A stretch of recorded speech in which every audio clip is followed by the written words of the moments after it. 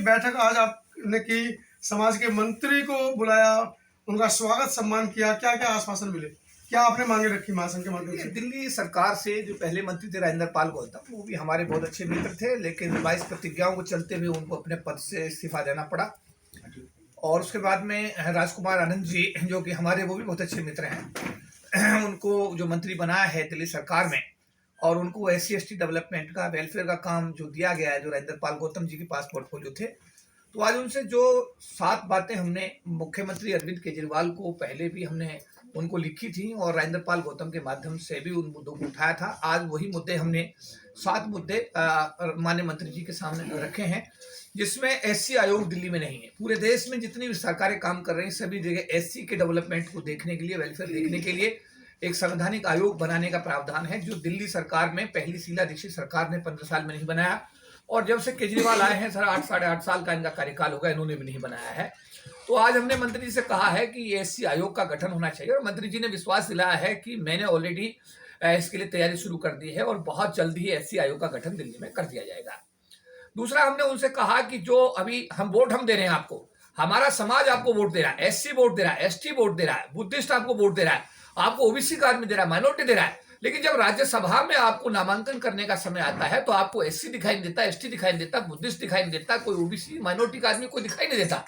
तो आज माननीय हमारे मंत्री जी ने कहा है कि मुख्यमंत्री जी ने इसका संज्ञान लिया है और आने वाले समय में इस समाज के लोगों को भी राज्यसभा में नामित करके सांसद बनाया जाएगा। इसके अलावा जो हमारा सबसे बड़ा समाज, जिसको हम सफाई कर्मी कहते हैं, जो हमारा वाल्मीकि समाज के लोग सफाई के काम में हैं, उन लोगों का वेतन जो MCD नहीं देती है। तो आज हमने ये भी कहा मंत्री से, क्योंकि अब MCD में आप आ गए हैं और आपका दिल्ली सरकार और MCD अब आपके ही मतलब यह है कि नियंत्रण में है, तो आप हमारे वाल्मीकि समाज या हमारा जो सफाई कर्मी समाज है, उसका जो वेतन समय पर नहीं मिलता है, उसकी व्यवस्था करें कि हमारे समाज के इस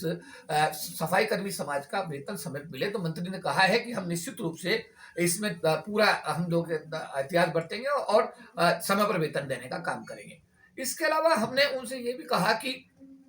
जो मान्यवर काशीराम जी के नाम पर दिल्ली में कोई स्मारक नहीं है, नहीं केंद्र सरकार ने, नहीं दिल्ली की सरकार ने इस विषय में कोई पहल की है। तो हमने उनसे कहा कि आप मान्यवर काशीराम के नाम पर स्मारक बनाइए। तो उन्होंने हमसे कहा है कि क्योंकि लैंड का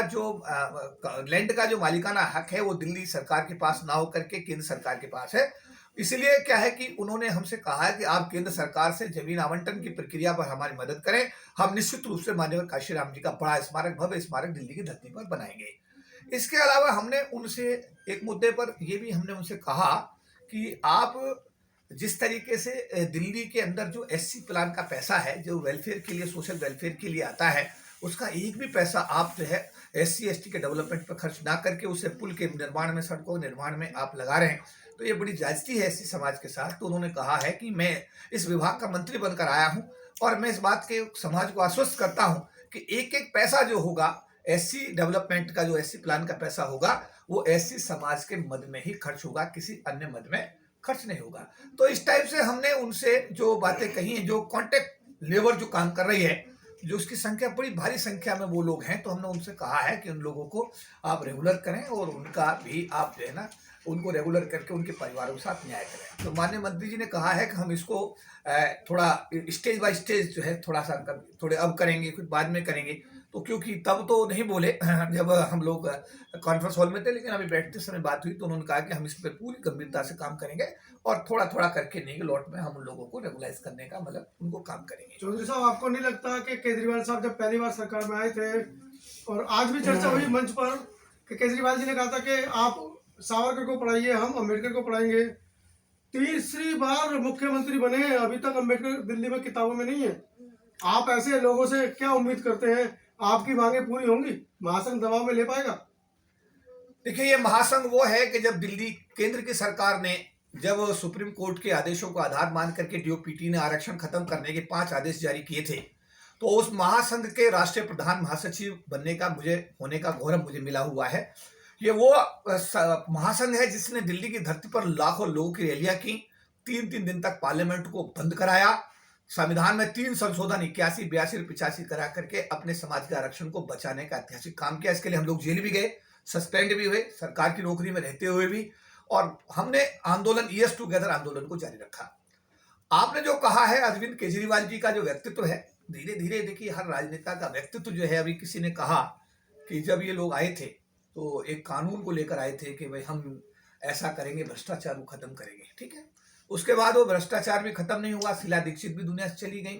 और किसी का किसी प्रकार कुछ। तो राजनीतिक जो लोग होते हैं उनका कोई जो उनका, जैसे अब कई बार माननीय प्रधानमंत्री मोदी जी के बारे में बोलते हैं काला धन आएगा, 15 लाख हर आदमी खाते में जाएगा, तो काला धन भी नहीं आया और 15 लाख किसी को मिला नहीं। तो ये जो है, उनके गृह मंत्री जी एक दिन कह रहे थे कि ये तो जुमले होते हैं, कोई ये वायदे थोड़ी होते हैं, करने के लिए होते हैं। तो राजनेताओं का अपना एक चरित्र है, अपना उनका एक व्यक्तित्व है। राजनीति में किस तरीके से आम पब्लिक को मोबिलाइज करके या उनका मूर्ख बना करके, बेवकूफ बनाकर किस तरह सत्ता हथियाई जाए, ये राजनीति का मुझे लगता है कि सभी राजनेताओं में मैक्सिमम लोग हो सकता है इसी रास्ते पर, लेकिन बहुत सारे लोग ऐसे हैं जो सैद्धांतिक रूप से चलने वाले लोग भी हैं। जैसे हमारी जो पार्टी है उसके राष्ट्रीय अध्यक्ष हैं चौधरी चरण सिंह जी, उन्होंने सभी विधायकों को लिखित में आदेश किए हैं कि आप लोग जो भी आपकी विधायक निधि है उसका 35% जो पैसा है उसको एससी लोगों के समाज के डेवलपमेंट में खर्च करेंगे।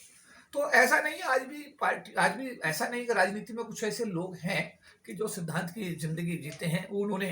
पिछले दिनों हाथरस में हमारी बेटी के साथ हत्या हुई, तो वो व्यक्ति हैं जिन्होंने हमारी समाज की बेटी के लिए लाठी खाई, पूरे देश ने उनको देखा। तो जहां तक राजनीति का मामला है, राजनीति में कोई भी पार्टी इन सब चीजों अछूती नहीं है, मैं इस बात से इनकार नहीं कर सकता, क्योंकि मैं भी आज एक राजनीतिक पार्टी का राष्ट्रीय महासचिव हूं और मैं भी बहुत सारी चीजें देखता हूं कि जो नहीं होनी चाहिए लेकिन फिर भी वो होती हैं, क्योंकि राजनीति तो राजनीति है। तो अभी आपने अरविंद केजरीवाल जी के बारे में बोला, और वो तो इस मामले में बहुत बड़े डॉक्टरेट किए हुए खिलाड़ी आदमी हैं। उन्होंने तो ऐसा है कि एक तरफ राजेंद्र पाल गौतम का इस्तीफा ले लिया,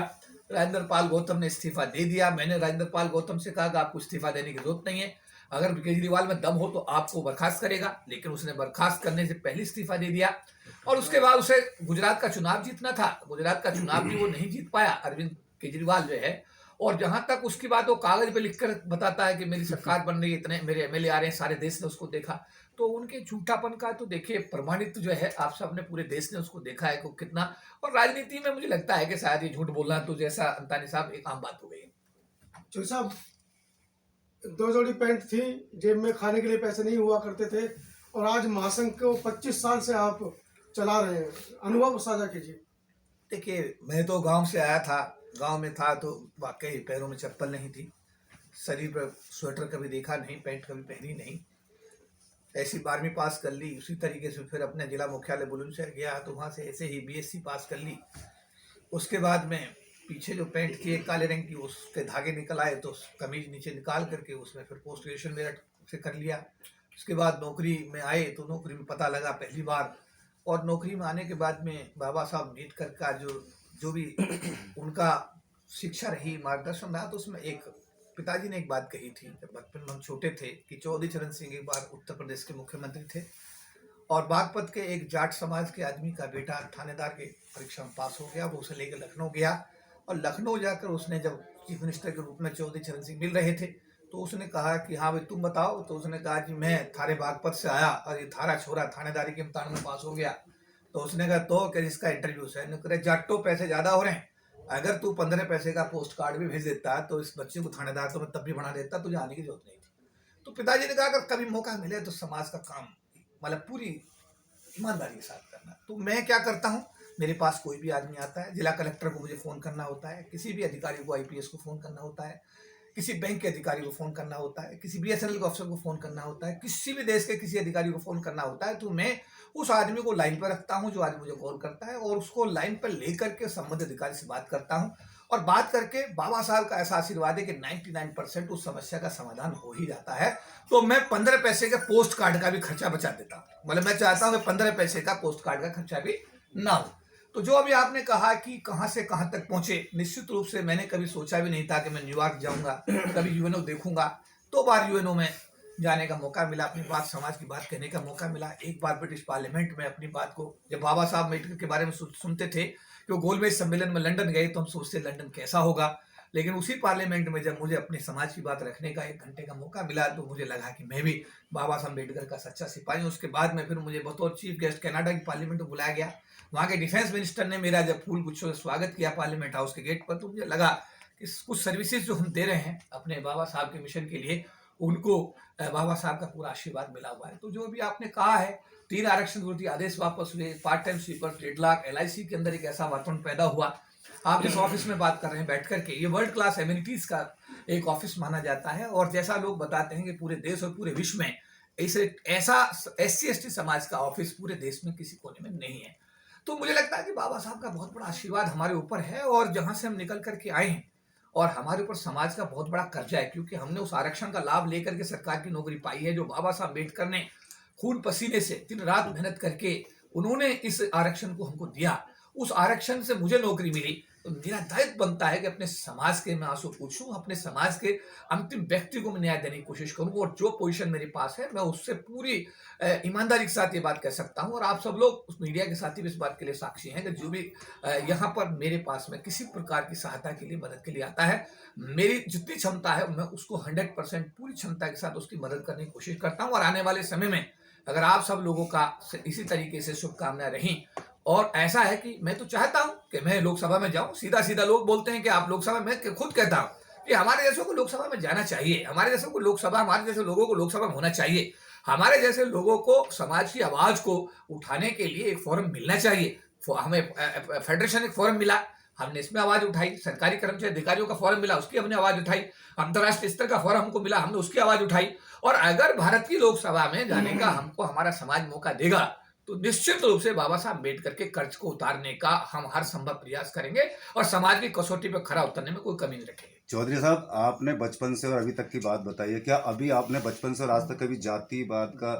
दंश झेला है, कभी आपको जातिवाद का सामना करना पड़ा है? मैं जिस दिन पैदा हुआ था तो जातिवाद का जहर मैंने उस दिन महसूस किया। जैसे मैंने होश संभाला तुरंत मैंने देखा कि जातिवाद का जो दंश है वो भारत के हर गांव में, हर गली में, हर शहर में, इवन मैं तो ये कहता हूं कि मुझे बाहर जाने का मौका मिला है तो मैं तो लंदन गया तो लंदन में भी है, मैं अगर न्यूयॉर्क में गया हूं तो न्यूयॉर्क में मैंने जातिवाद देखा है, मैं अगर वहां पर कनाडा गया हूं तो मैंने वैंकूवर में भी और टोरंटो में भी देखा है। तो पूरे दुनिया के कोने कोने में जहां मैं गया, नेपाल गया तो मैंने वहां भी जातिवाद देखा है। तो जातिवाद तो एक ऐसी समस्या है कि भारत में पैदा होने वाला जो भी व्यक्ति है वो जातिगत भावना से ग्रस्त है और अगर वो भारत से बाहर भी जाता है तो जातिवाद की गठिया बांध के बाहर भी ले जाता है और वहां जाकर उसे खोल देता है। और जातिवाद का दंश जो है हमारे SC/ST समाज को हर स्तर पर, चाहे वो मिनिस्टर है,